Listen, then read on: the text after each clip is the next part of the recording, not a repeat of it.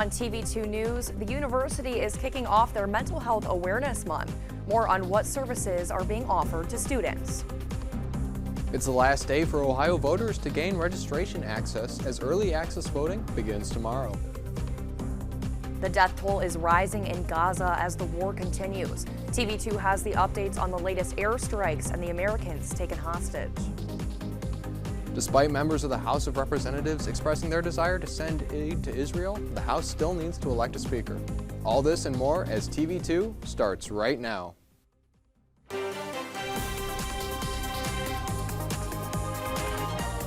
This is TV2 News. Good Tuesday evening, Portage County, and thank you so much for joining us. I'm Alexandria Manthey. And I'm Joe Malbin.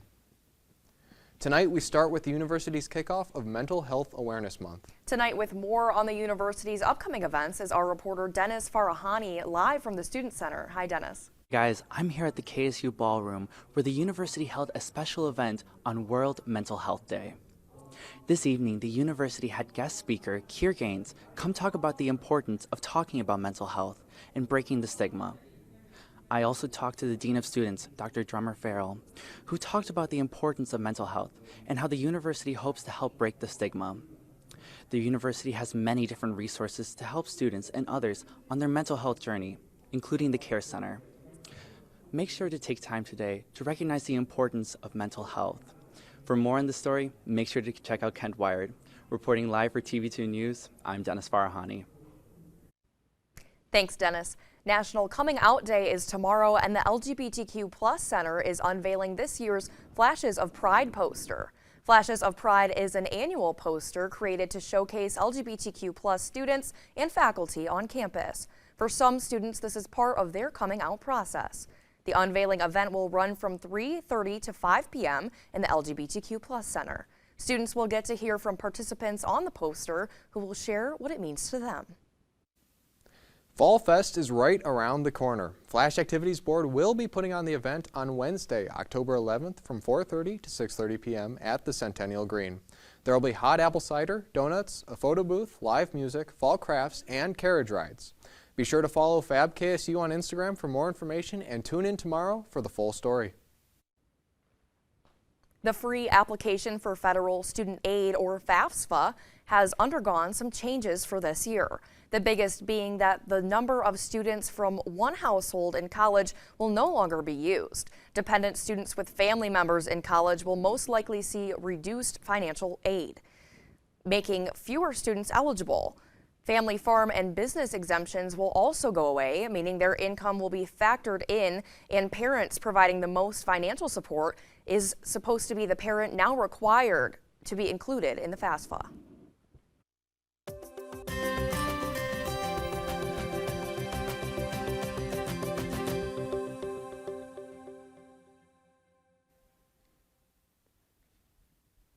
Hello, Kent State and all Portage County. I'm your TV2 weather anchor, Anthony Furiga, bringing you your Tuesday evening forecast.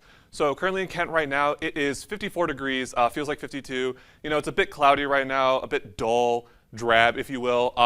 We got a dew point at 32 degrees, winds moving west at 8 miles per hour, humidity at 38%, and visibility at a perfect 10 miles. And now, as we look towards your Northeast Ohio temperatures, we are looking at 54 in Sandusky, 54 in Cleveland, and 54 in Ashtabula on our cities across the lake, 54 in Kent, 54 in Youngstown. And then as we move a little bit more south, Canton's at 57, Worcester's at 57, and Mansfield's at 57. So, you know, we're sitting at about that, like the mid 50 degrees. And now as we look towards your hour by hour, you know, as I said earlier, it is 54 right now at 6. And then as we move towards your 9 p.m., it's going to get a little bit colder. Bit cloudy at 50 degrees, and then as we move towards your midnight, it's going to get just a little bit colder, 48, and still cloudy. It's just real overcast, and get a coat out. But that will conclude my weather for now. But in my next update, I'll be bringing your 7-day outlook. Back to you guys at the news desk. Thanks, Anthony. This November election is quickly approaching, and today is the last day to register to vote for this fall. Here with your latest election news is Anthony Zacharyasz. Hi, Anthony. Hey guys, November 7th is right around the corner, and there will be plenty on the ballot this election day that will bring voters out. With early voting in Ohio starting tomorrow, today is the last day for Ohioans to gain access towards voting registration. Registration will pave the way for voters to choose on the controversial issues 1 and 2. Experts say those 2 issues geared towards abortion and marijuana legalization will bring out waves of voters this election day. Through the Secretary of State's office is where you can register or check your registration status. If issue 2 were to pass this November, it is anticipated legalizing weed will generate millions in tax revenue to Ohio.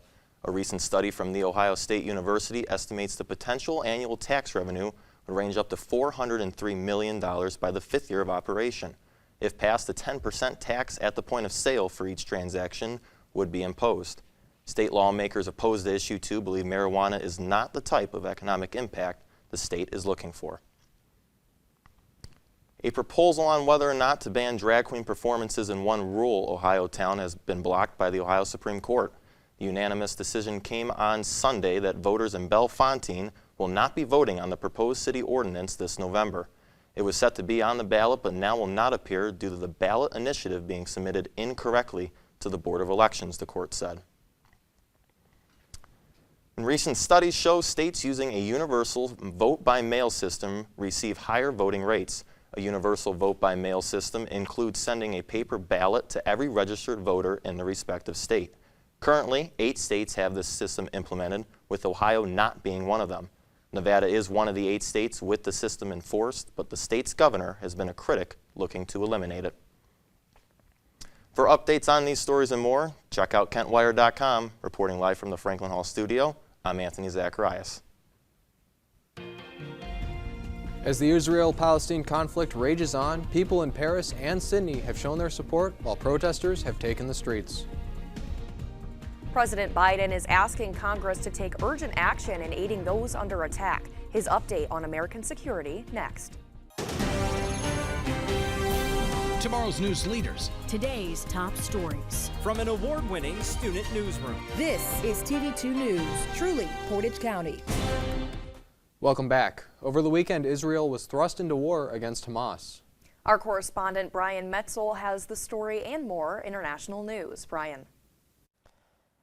Thanks, Joe and Alex. Good evening, Kent State and all of Portage County. I am Brian Muetzel, and the tension between Palestine and Israel continues, and we have the latest developments.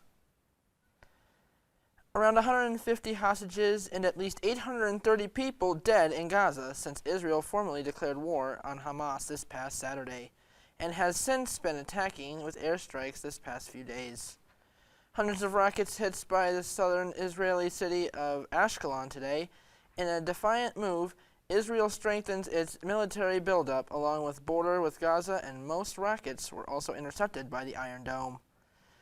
The Israel Defense Force has said it had recovered about the bodies of 1,500 Hamas fighters inside Israel since Saturday.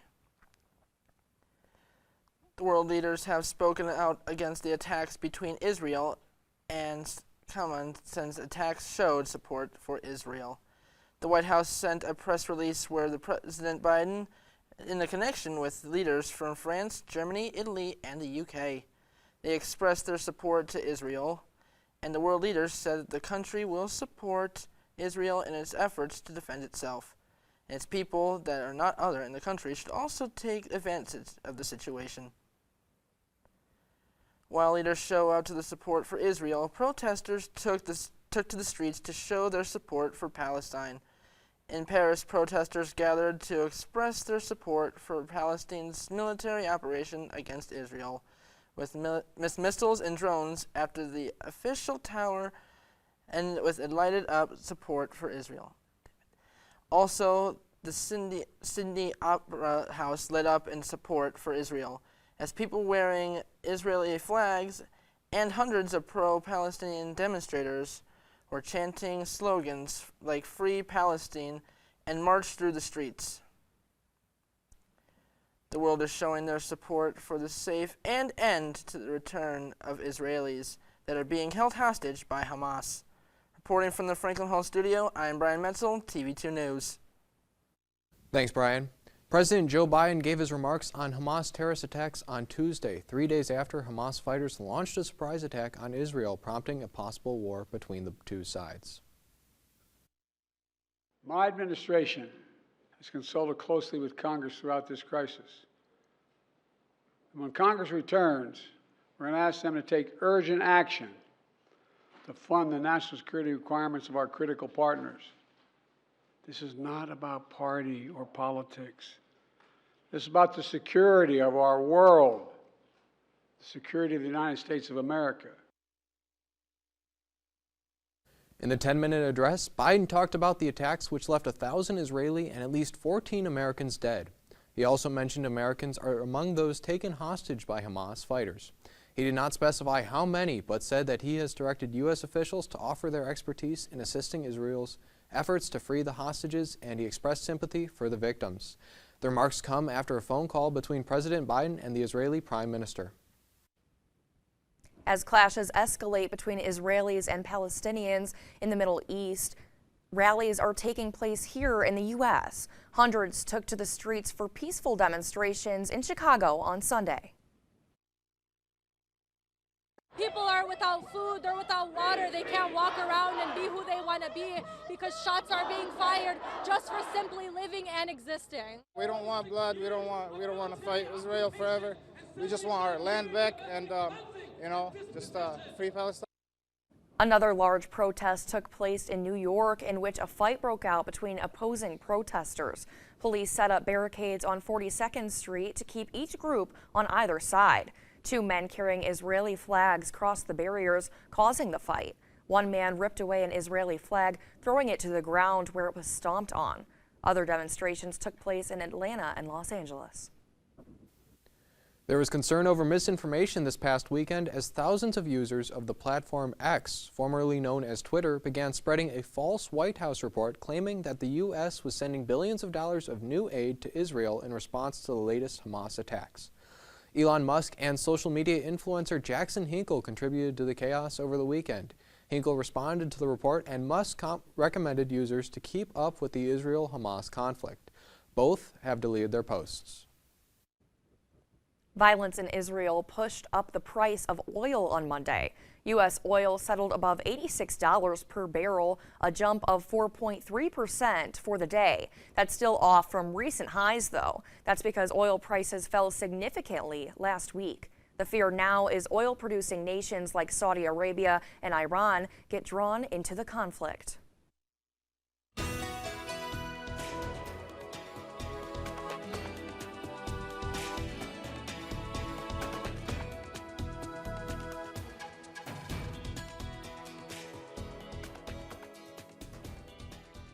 Welcome back. Let's go ahead and take a look at our temperatures across Ohio. So right now, Akron is 56 degrees, Steubenville at 59, Lima at 58, and as we move a little bit more south on our state, Columbus is sitting at 62, same with Dayton, Athens at 61, and Cincinnati 63. So, we're sitting at that, mid to 50s and like lower 60s. And now as we look towards your hour by hour. No, I'm sorry. That is the forecast for tomorrow. It's gonna be a bit nicer out. Bit sunny, 64. A little bit warmer. And you will be experiencing some winds going southwest at 9 miles per hour. And the sunset will be at 6:51 p.m. tomorrow. Now let's go ahead and take a look at that hour by hour 7-day forecast. I'm so sorry. So Wednesday, like I just said, it'll be a bit warmer, 64. Then as we move to Thursday, you'll be experiencing some AM showers, so get a umbrella. And Friday will be up at 69. And then as we move towards your weekend, it is going to rain. I'm sorry about that. High is 62 on Saturday, Sunday 52, and towards Monday and Tuesday, it'll also be 52 degrees. But that it will conclude my weather forecast for tonight. I've been your TV2 weather anchor, Anthony Furiga, saying whether or not in rain or shine, TV2 will be just fine. Have a good night, Portage County. Members of the U.S. House of Representatives, including Kevin McCarthy and Jim Jordan, have shown their desire to support Israel after the recent Hamas attacks. However, the House cannot send support until a new House Speaker is elected. CNN's Emily Schmidt has more on this story. Kevin McCarthy began his Monday news conference talking about helping Israel. Now is the time for action. He said the same on his social media account, but the House can't act on anything until it finds his replacement. To those who thought it was a good idea to throw over the Speaker, please reevaluate. Interim House Speaker Patrick McHenry also posted his support for Israel, though his power is limited to overseeing a new Speaker election. So while some House members are circulating a pro-Israel resolution, it is stuck in limbo with no leader. First thing I would put on the floor is the resolution on Israel. House Judiciary Chair Jim Jordan is running for Speaker, as is House Majority Leader Steve Scalise. They're meeting behind closed doors, trying to get support, but there's no indication either has the 217 votes needed to win. Some speculate the former Speaker could reclaim his position, a long shot he hasn't ruled out. The conference decides that. I don't decide that. The Hamas attacks on Israel show what else is now on the line. The Pentagon says it needs Congress to approve more money to help Israel and Ukraine simultaneously. In terms of our capacity to expand production and then to also pay for the munitions themselves, we need additional support from Congress, so I hope we'll see that soon. The first Speaker vote could happen as soon as Wednesday, with a lot more than leadership riding on the outcome. I'm Emily Schmidt reporting. The GOP racing to find a new House Speaker after Kevin McCarthy's historic ouster last week. House Majority Leader Steve Scalise of Louisiana and Ohio Congressman Jim Jordan are the two candidates vying to replace McCarthy. They are set to vote by an internal election Wednesday. The need to elect a new House Speaker growing even more urgent as the U.S. works to come to the aid of Israel amid the attacks by Hamas. As next year's presidential election quickly approaches, the candidate pool for the Republican Party seemingly is getting smaller. Will Hurd, a former Texas representative, has dropped out of the race. Hurd in the past has been very outspoken in his criticism of former President Donald Trump. The former representative has announced his support for former South Carolina Governor Nikki Haley.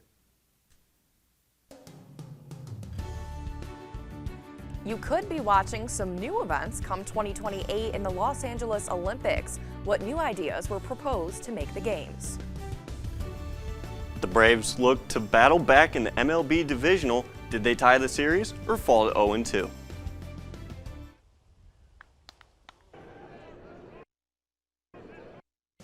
And now, your TV2 Sports Report.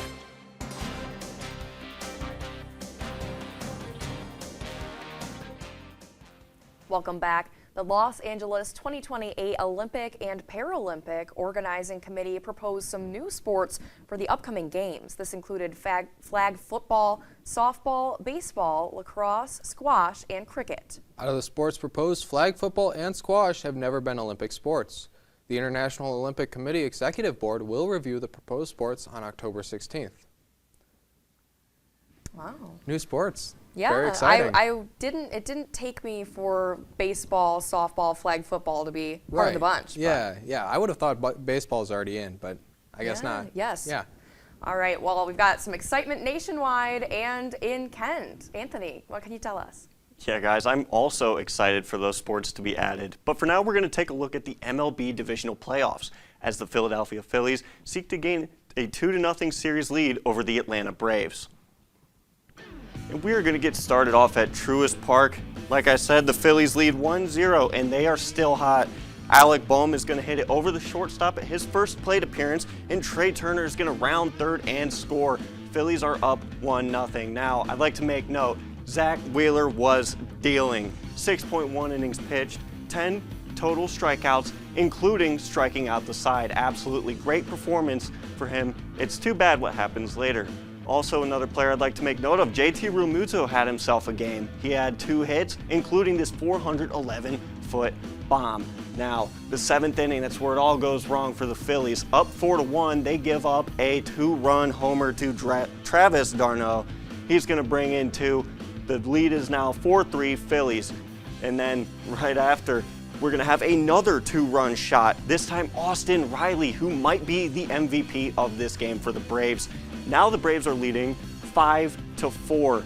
Absolutely beautiful home run by Austin Riley. And now, known power hitter Nick Castellanos, he's going to have warning track power as this ball is snagged by Michael Harris II, and he's going to throw it back into the infield. And Austin Riley heads up baseball, throws Bryce Harper out at first. Beautiful play, and a bad way for the Phillies to lose. The series is now tied. And the Cleveland Cavaliers begin preseason basketball tonight at 7:30 with a matchup against the Hawks in Atlanta.